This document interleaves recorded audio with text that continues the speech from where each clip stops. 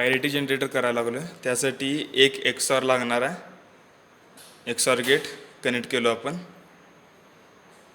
Bubble check करून connect केलं. दुसरा नॉट गेट लागणार आहे.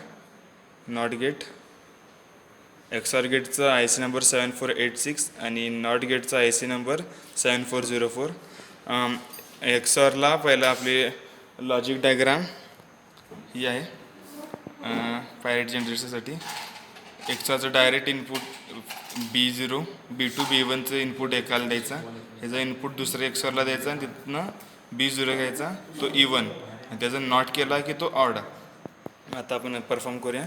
पहिला ग्राउंड VCC करूया. पहिला 20ला VCC.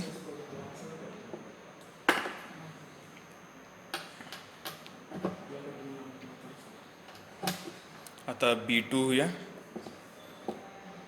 XORचा first input B2.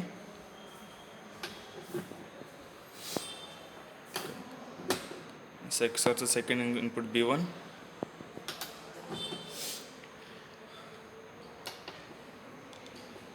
ह्याचा आउटपुट सेकंड XORचा इनपुट.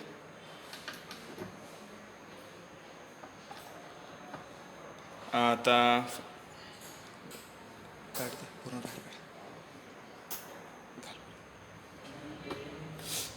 आता B0 इनपुटला देऊया आपण. आता त्याचा आउटपुट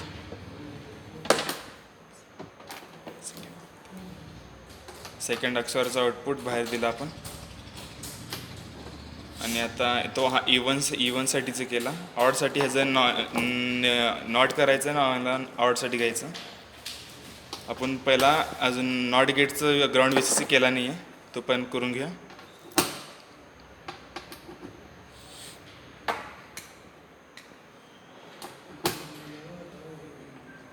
आता आपण मगाशी घातलेलं ह्याचा नॉट करून आउटपुटला द्या 2 मध्ये घेतलं.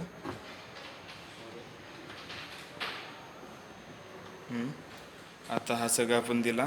हे इनपुट्स आहेत, हे सगळं ग्राउंड VCC करून हे दोन रेड कलरचं ऑड, ब्लॅक कलरचं E1. आणि आता सर्किट ऑन करूया. आता लॉजिक डायग्राम याची ट्रूथ टेबल आहे.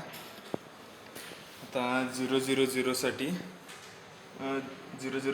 10 आला.